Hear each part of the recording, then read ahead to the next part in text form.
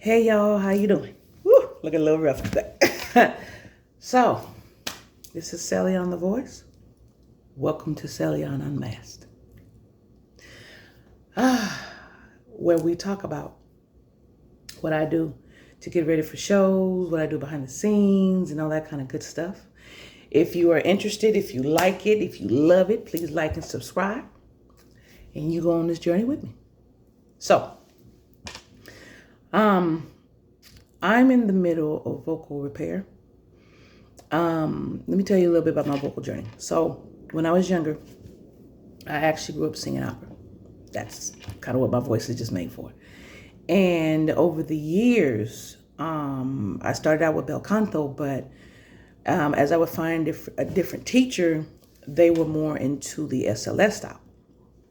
Now, I'm not a big fan of that. I am a fan of proponents of it, the foundational, but my vocal memory is bel canto. So anytime I try to change, it fights. It's like, no, bel canto. So I've gone back to a bel canto teacher. But in the meantime, I work on different vocal techniques, and I do go on YouTube and I find different vocal techniques that feel good. So right now, I am actually mending my voice from, I'm not gonna say that's the SLS method, I ain't gonna say that, but I'm mending my voice from using that method to sing in chest. My high notes are stronger than anything that I sing. Surprisingly enough, I mean, when I'm up there, power. But when I learned to sing, they didn't train opera singers on chest and low voice, because when you were a soprano, they were like, no, that's how we know you're a soprano. You don't sing low. Now you have to sing in chest and low. And I've noticed that I've had the hardest difficulty doing that. We don't like it. We like to stay high. We like to stay in falsetto. I'm just a person that sings in falsetto. That's what I do. I'm just a person that has strong vibrato. That's what I do. That's my voice. So for me personally, I don't choose to change that to fit no industry, no nothing. I don't choose to change that. I like where I'm at with that. But I'm having to fix and heal my mid-range, not so much my low, because I can open it up in there, but my mid-range, because of singing in chest so much. And I think really how it was done, not for my teachers. No, I had beautiful teachers. No, I didn't have a concept of it when I was younger. So I started out singing it wrong. And then when I did switch to SLS method and I was going through the activities and stuff like that, which are so helpful, let me tell you, nothing wrong with SLS method. No, but for me, it is not the right method for me. So that's why I don't choose it for me. And that's just because I spent so many years in bel canto style. And when I switched over, my muscles in there was like, no, we don't like it. And then I started to get hoarse and sore because we just couldn't adjust. My mind I understood it in my mind. But when I would apply it to my vocal cords, it really just didn't like it. Didn't like it at all. So now I'm having to do really intense training on my vocal cords. And so this is what my breakdown is of my practices. So I do warm up. I do what I call vocal therapy.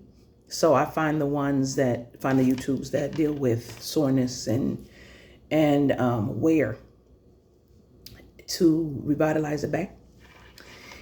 Then I do pitch training, because as you get older, and this is for my older people, as you get older, your ear can start to wane if you haven't been sticking on it.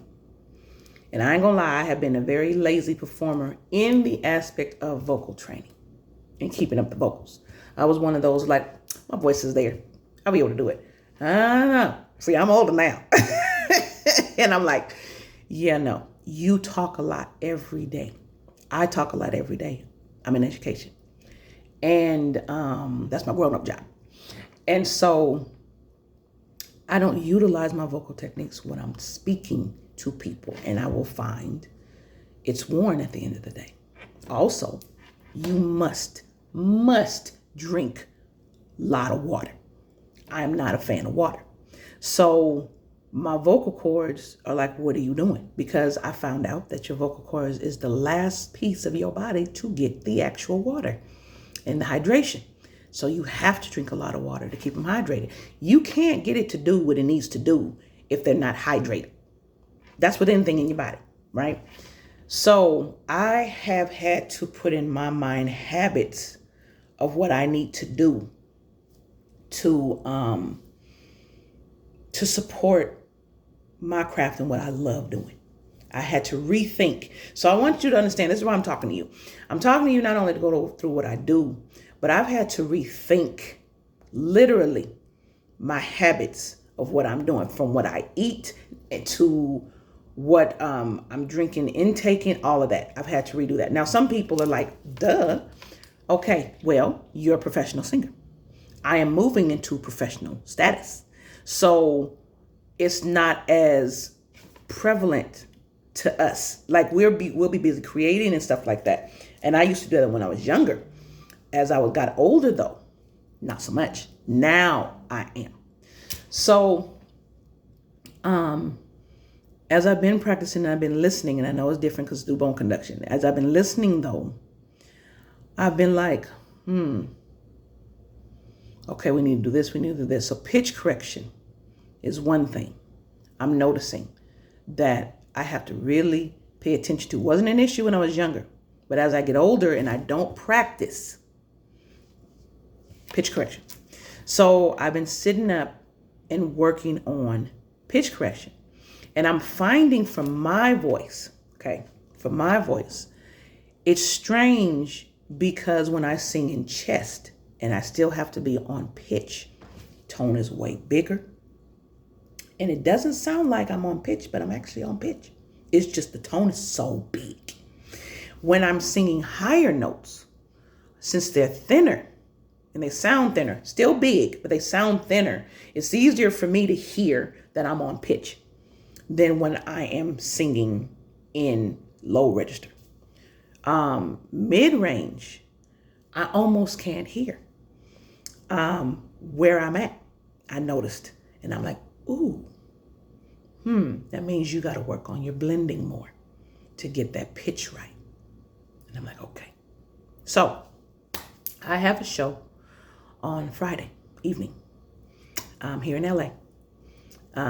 And I am practicing my pitch and I am practicing my vocal techniques. I'm super tired today. Super tired. I was going to record a song. I can't, y'all. I'm super tired. But I said, get up and practice. And I'm like, okay. So I got up and practiced. Because I'm getting out of the habit of, because I'm singing one of my songs, right? But I'm getting out of the habit of, oh, it's my song, I know it. No, put in the work. So I have been putting in work to build Celion the Voice business. I have been putting in the creation. I have been putting in the time, the marketing, the all of that. But the vocal training kind of went to the side because I had to do everything else. I'm like, ooh, no, that carries the damn business. What are you doing? So I am making sure I'm getting myself ready vocally to be strong in there, getting my ear trained to make sure I'm on pitch, doing what I'm supposed to do. Now, vibration, the vibrato. The vibrato for me right now is not a concern, except if I so big, the wave so big that I go off pitch. That's the only time I'm really concerned about it. Because I know singing nowadays, they don't really want you with vibrato. I don't care. I'm going to sing the way I want to sing. You like it or you don't. Because my vibrato is the way that it is. And I actually don't like singing flat. I don't. I'm not a fan of that. I know it's necessary in certain parts of music and for phrasing and stuff. That's fine. I ain't got a problem with that. But for me just to sing flat, no. That's not my voice. That's not what I'm going to do. So that will come later on. We will work on that later. For right now, prepping for a show. So what do I do to prep for a show? Okay.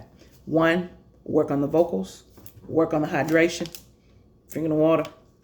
Not eating foods with milk for me. Not eating a lot of foods with egg. Not drinking sodas. Scratching this up. And it's kind of hard because I drink my apple cider vinegar, and I swear, I think that's actually one of the problems, is that it strips this. So I'm having to gauge that. I don't like the gummies because that's too much sugar, and sugar for me causes me mucus. So no. So I actually have cut out majority of candy and sweets for that reason. So I limit that. And being in LA, because I go back and forth between Bay Area and LA. Being in LA, total different mindset when it comes to how I eat and everything. Like I lose more when I'm here than when I'm in the Bay Area. Drives me nuts. So, costuming. Whenever I have a show, I think about costuming and what costume I'm going to wear. Now, I'm lucky in that my costume never looks the same. It changes with what goes on in society because I'm a techno-human. So it'll change or it'll stay the same. It depends. Depends on how big the event is and what else have you. So I gauge that. Okay. Gauge my audience. Gauge how am I going to look? How am I going to win? Because for me, I'm a singing cosplayer. Cosplayers don't usually act, but I act because I'm an actress. So I have to figure out, am I going to be my character in the back and walk in my character? Because see, the moment they see me, I'm the character. That's it. I'm not anything else but Sally, I'm the voice, and I'm the character. So I have to plan out my character's movements. I'm disabled, so the popping and locking I can't do, but I can do movements upper body. I can do it with hands and arms. I can do that. Careful of how I step, not to aggravate my knees, but then and my hips, but also because I'm heavier, so it's spread. But also being in tandem upper body with the lower body, and how that looks. So planning that out with the costume and then the functionality of the costume, because I have an arm. I have an arm, I have a hand, I have a mask. And that mask hinders in some aspects because when I move, I have to be able to see still out of both. I still have to be able to see out of both. Or rely on that one eye. But it's difficult because your perception is different. You don't have your peripheral on one side. And so really being mindful of where I'm at in the space. So whenever I have to perform, I go into space and I look at the space and I memorize the space in my mind. So I know how I'm moving, where I need to move, where I need to go. And then when we have rehearsal, over and over again, memorizing my space, you putting my stuff on. And then I do actually put my stuff on that I'm moving in to know how, okay, this is what it feels like to move in it, in this space, in this particular space, on this stage. So I work on that. Those are the main things. Then behind the scene, business wise, making sure my music is sent in, they have it. Also me making sure I have it with someone on a flash drive. Show is pre-recorded, so it cannot go wrong. Learned that from my producer, my executive producer, because I produce some of my own music too. And then making sure the technicalities are there. Microphone is going to be there. Chords are going to be there. Now, you should have your own. I'm an indie artist. I'm working on it. I have a job and kids, so my money goes to them first. Then, so I'm working on because since I move both, headset for me. So I'll work on that. And I should have my own, and I will. As we grow and get bigger, I will. But making sure that Mike said, them knowing what I need, making sure they have a green room for me to change and do what I need to do, getting my schedule correct so I know how long it takes me to get ready. When I have a body painter, that takes extra 2 hours. So me making sure I can arrive at the venue at the time when I can arrive at the venue for my body painter to come in and do what they need to do. And then me being ready.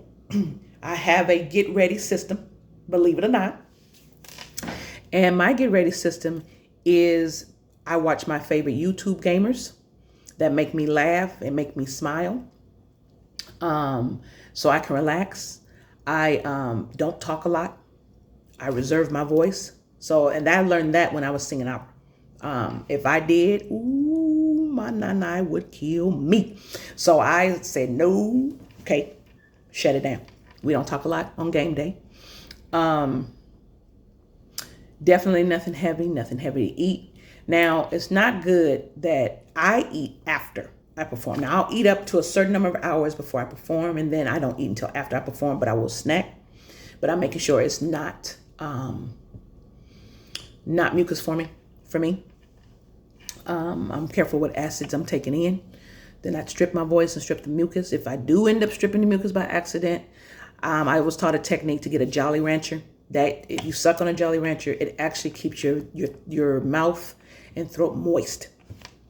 So I suck on it. I know that's candy, but it's enough not to cause mucus for me and to get me to salivate and keep salivating so I can sing.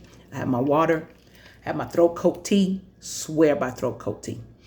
All of that. So that's the gist of what I do to get ready for a show.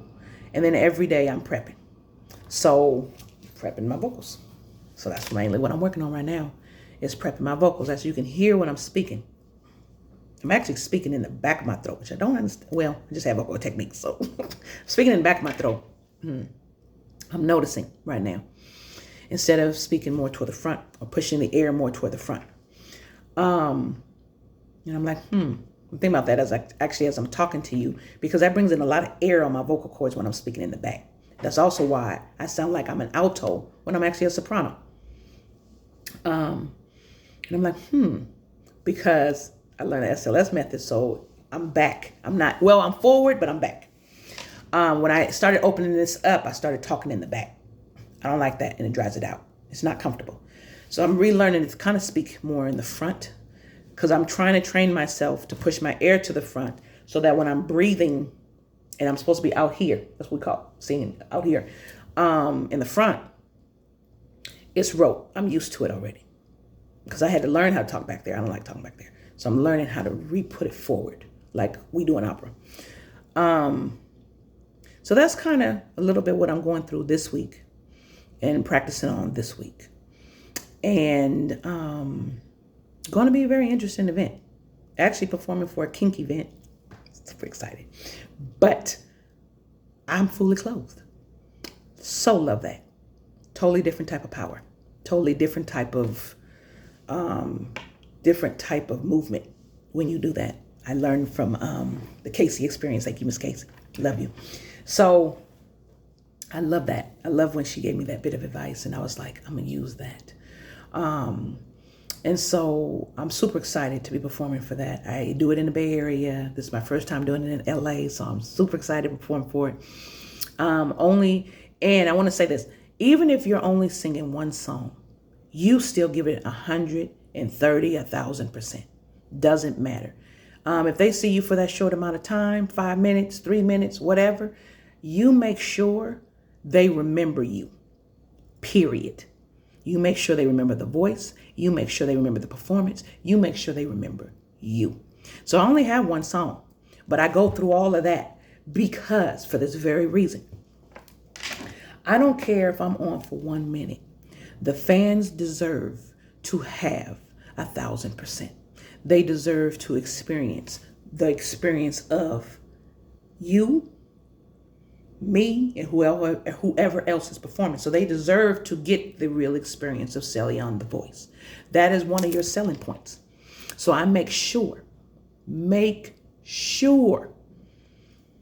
one song, you still get the experience. That's it. You still get the love. Got it? All right, y'all. So I wanted to share a little bit what I was doing this week.